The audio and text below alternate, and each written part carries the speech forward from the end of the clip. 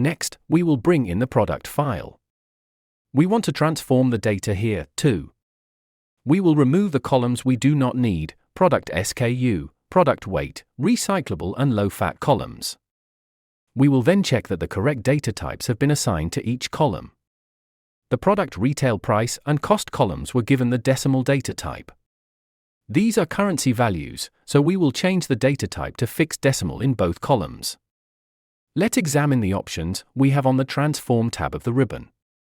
In the table group, you will see the Group By and Use First Row as headers options that you saw on the Home tab. You can also transpose the data, reverse order of the rows, or count the rows using the buttons in this group. In the Any Column group, you can check the data type assigned to the data in a column and even ask Power Query to detect the data type automatically. You can rename the column, replace values, and fill a column with values in much the same way as you would using the autofill option in a column in Microsoft Excel. This option is helpful if you have some blank cells in your data that should be filled. For example, you may have a column that shows the current status and all the data should have active in that column. However, if some fields are blank, you could select a cell that says Active, select the Fill button and decide whether you want to fill the cells up or down from that location with the selected value. You can also pivot and unpivot columns. To explain the effect of pivoting a column, we will ask you to remember the member card column in our customer table. If we wanted separate columns for each member card type and a mark to show which card each customer had, we would pivot the member card column. Unpivot would do the opposite. It would take multiple columns and put the information into a single column. So, if the member card types were in individual columns, and we wanted just one single member card column with each member card in it, we would unpivot the member card columns. You can also move columns into a different order by using the Move button. You can drag columns into a different order by selecting the title and pressing the left mouse button to move them.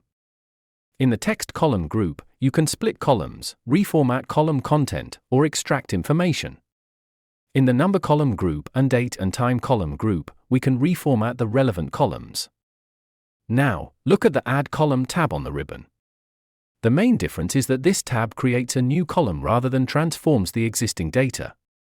We are going to focus on Custom column and Conditional column in the General group. Let's say that we want to add a column showing the profit we make on each item. To do that, we must add a custom column. The Custom column dialog box will appear. Name the column Profit. Next, in the Custom column formula area of the dialog box, we will create a formula to calculate the profit amount by subtracting the product cost from the product retail price. Add the columns by selecting the names in the list on the right-hand side. Once the formula is complete, select the OK button.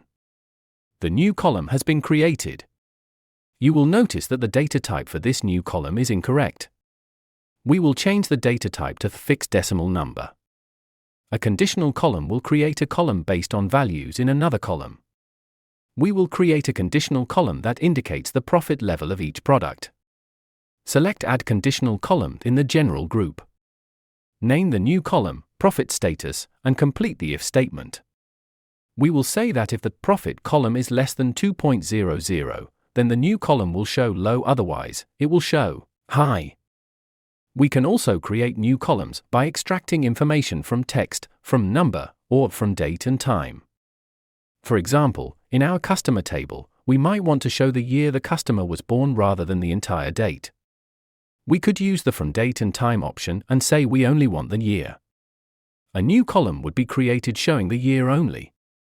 On the View tab, you can change the look of the data.